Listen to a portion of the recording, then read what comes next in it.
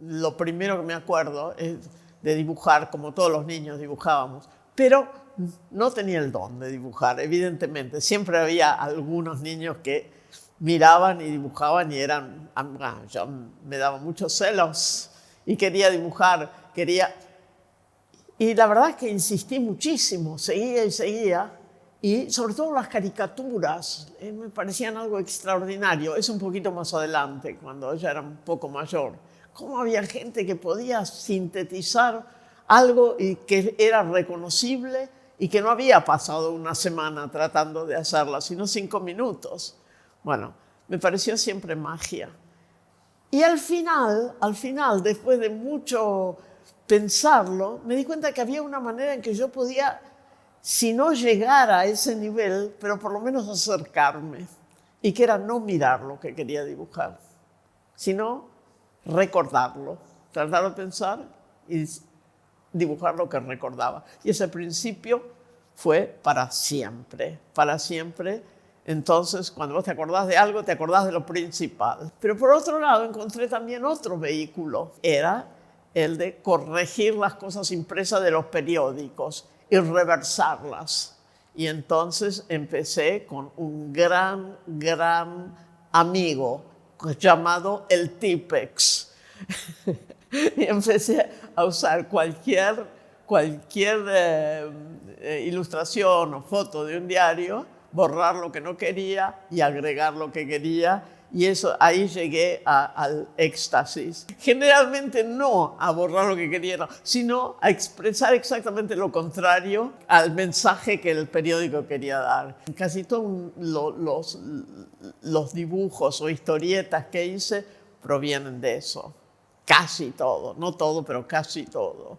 Una historia que es en la que llegué al fondo fue con la historia de Audrey. Todo salió del mismo periódico, en que borré todo lo que no corresponde, agregué lo que yo quería, inventé un cuento sumamente absurdo y por otra parte es un poco una burla al cuento de Cenicienta, una protagonista que sale de lo más bajo y llega a ser princesa más o menos. Esa es la historia de mi viaje por el dibujo y la pintura. Casi todo lo que está hecho está así. ¿Puedo hablar del manga? Porque con el manga ahí llegué al éxtasis.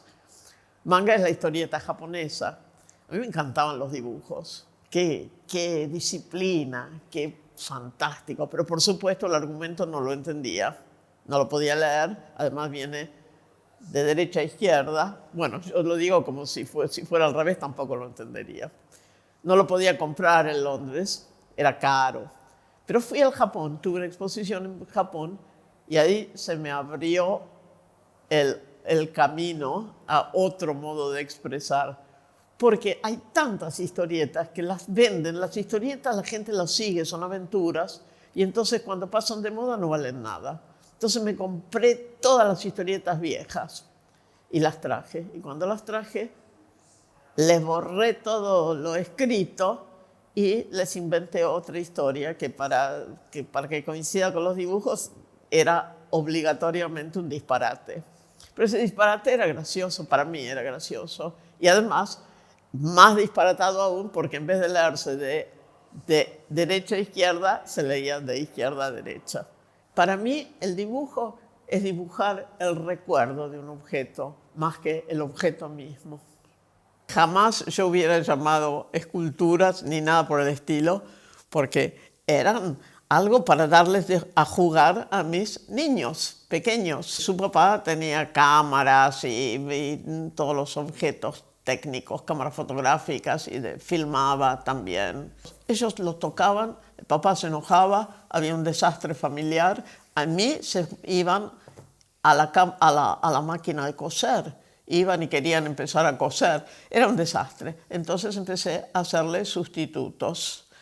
El primero que hice creo que fue la cámara. Y es esta, que nunca la regalé, la perdí. Esto y esto son originales hechos por mí hace 50 años. Lo que más me llena de satisfacción, ironía, es que en el libro de Edward Lucy Smith, con la historia universal del diseño industrial, está publicada. No tiene ningún comentario, simplemente haber sido mencionada con fotos me llena de alegría. Bueno, la historia de cómo pasó de ser un pasatiempo personal en la casa a ser una pequeña industria es muy fácil. Alguien me dijo, cuando los empecé a hacer bien, me dijo, esto los podrías vender. No, ¿qué los voy a vender? ¿Pero qué? Pero nada, si es un juguete. No, hazlos bien.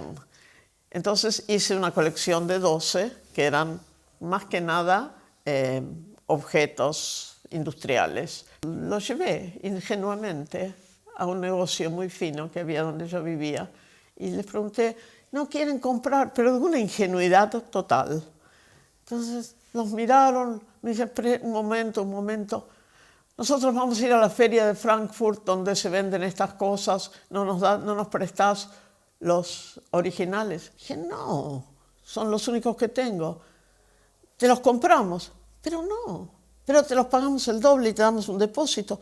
No, dije, no, son míos. Dijeron, ¿pero qué? Me dijeron, ¿pero qué persona tan egoísta? ¿Pero qué? Me dice, no, es un businesswoman, muy, sabe lo que... Entonces, al final me convencieron y se los llevaron. Y cuando volvieron, teníamos órdenes de todo el mundo, encargos, queremos 50 de estos, 80, pero sumados era una cosa que no podíamos de ninguna manera yo con la aguja hacer. Entonces inmediatamente tenía otra amiga que era también arquitecta, mira vos a qué nos empezamos a dedicar, y armamos todo, incluso tuve que pedir un préstamo al banco para poder tomar una fábrica en el West End y todo, que está en un barcito que se llama La Islita, de cómo conseguí el préstamo. Porque algunas cosas, estudiar arquitectura no es una pérdida de tiempo, porque había aprendido a hacer un estudio de ¿cómo se dice? Critical Path Analysis, análisis del camino crítico se llama. Había hecho un análisis de cómo íbamos a hacer todo. Entre Anita Urquijo y yo hicimos unas presentaciones muy profesionales. Pero, me olvidé el detalle más importante de todos, que es que en la feria de Frankfurt nos dijeron que teníamos que ir al Design Council, donde aquí me queda una sola de estas. Fuimos finalmente y después de muchas discusiones nos eligieron para prueba de excelencia del diseño. Pero me dijeron, ¿estos son esculturas o son...? Esto ya lo dije muchas veces, por eso mucha gracia. Mucha gente dice, eso no es diseño industrial. Eso no es diseño industrial. ¿Qué puede ser? Es un objeto, es una escultura. Entonces, yo me puse firme, no es diseño industrial. ¿Qué es? ¿Un juguete? Dije, sí, es un juguete. ¿Y cómo se juega? Entonces, estos no, porque son los originales. Pero hacías así. Y con eso probamos que era un juguete. Y el resto de la historia ya se conoce, porque en ese momento yo fui empleada de una empresa, Fitch, que ya mis diseños empezaban a ser para cosas más importantes, para películas, en Francia, Jean Casino, para firmas como Ford, Sony, Monster Munchies, paisajes enteros. Ya habíamos sido considerados como los que dominábamos la espuma de goma, látex. Y entonces empezamos a tener...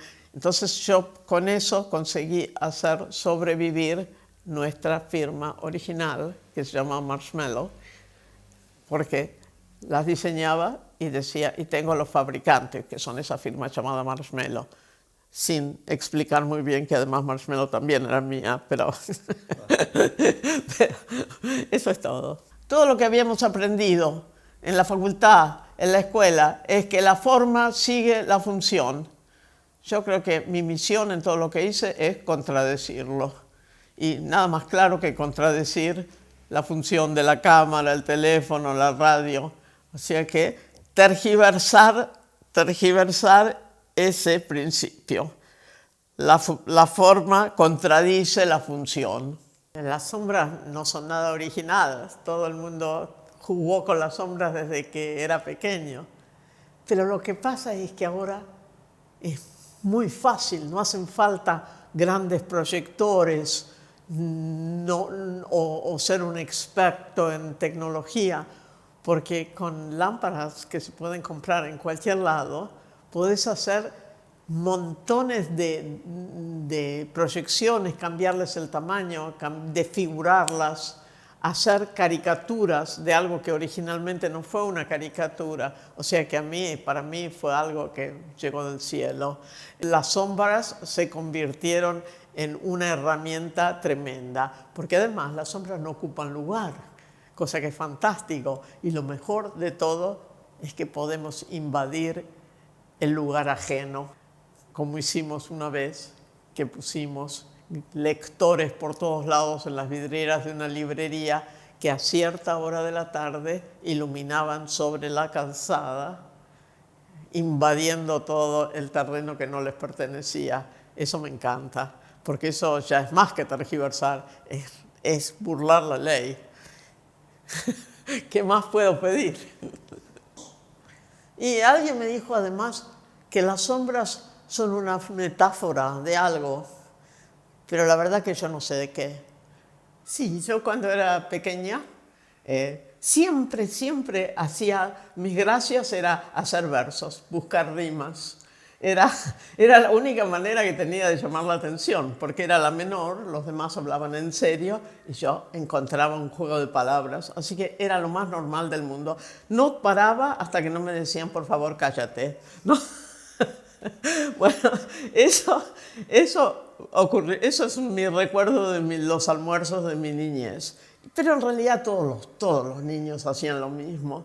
Pero lo que pasa es que yo ya no era tan niña y seguía haciéndolo. Y en la escuela, y la maestra también me decía, bueno, basta Silvia, basta.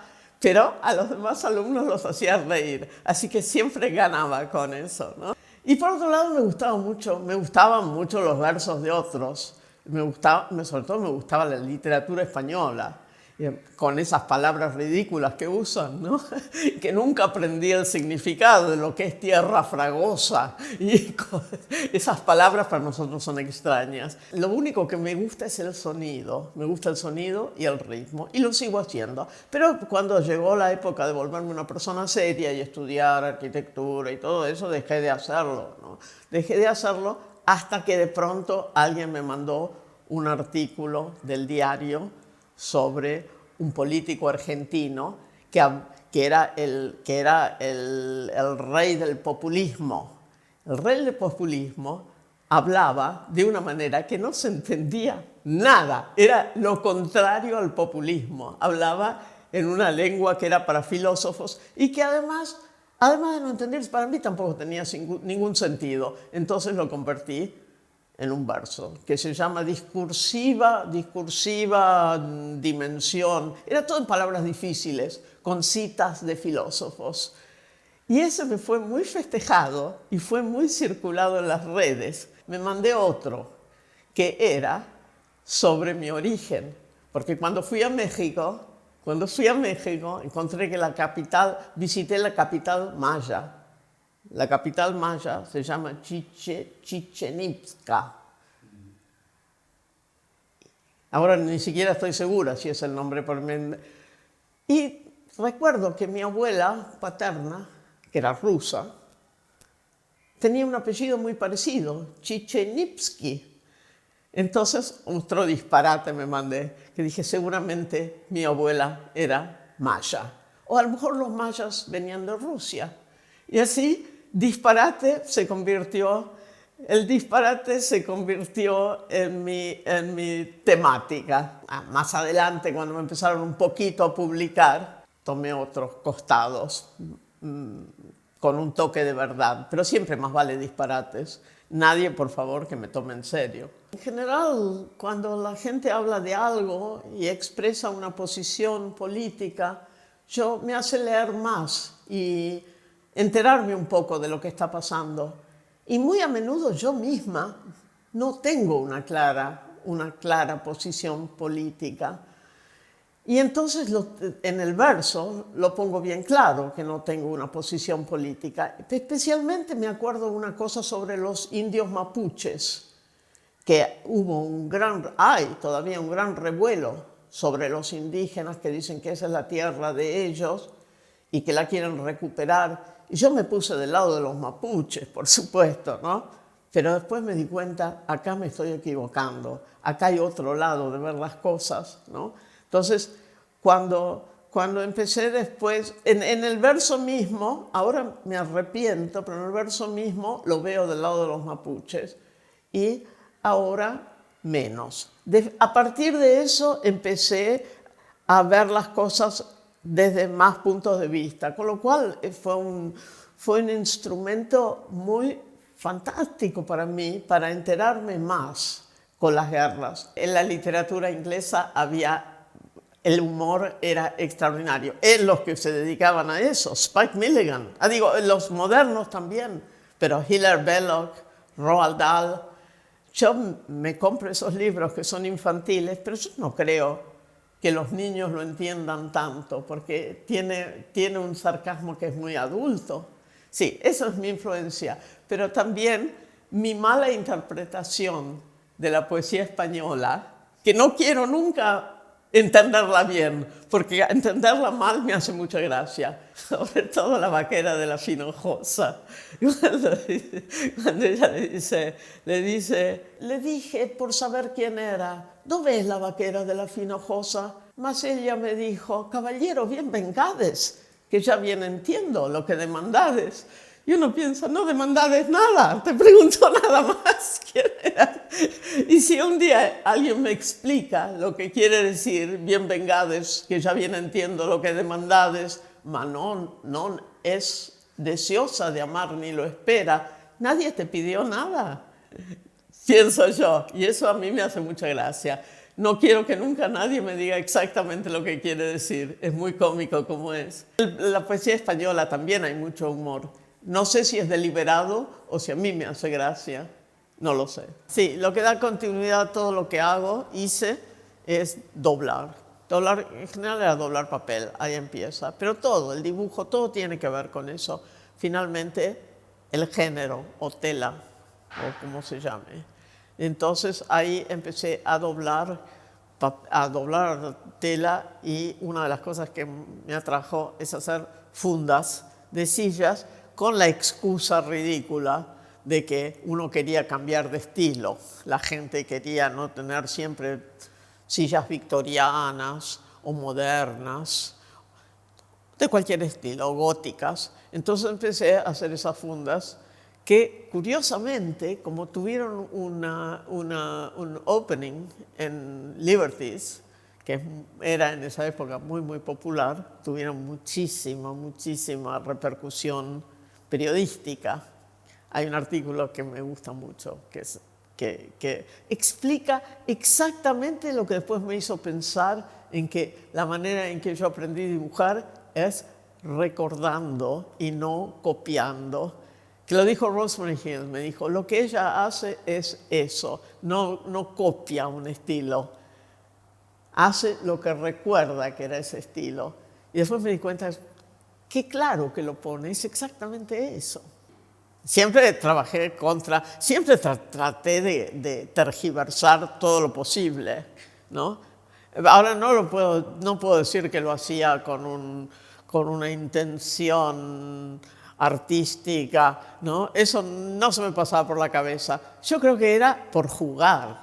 Jugar era lo más importante. En realidad jugar es lo más importante, porque jugar te hace ver las cosas de otra manera.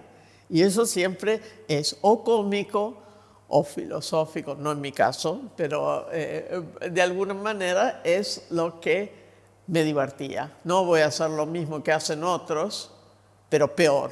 Mejor voy a hacer lo que hago yo, aunque también sea peor, pero no importa, pero por lo menos no lo hizo nadie. Es maravilloso cómo se convierte una cosa en otra con muy poca acción, ¿no? A todos los niños les gusta doblar papel, pero para mí un poco una obsesión. Eso es todo. Y tenía la ventaja de que tenía en mi casa montones de cajas de cajas por una cuestión profesional de mi papá. Tenía muchas cajas y yo lo único que hacía era desdoblarlas y darme cuenta de cuáles eran las técnicas, ¿no? No es que las copiara, pero me inspiraba muchísimo ver las posibilidades del papel y del cartón.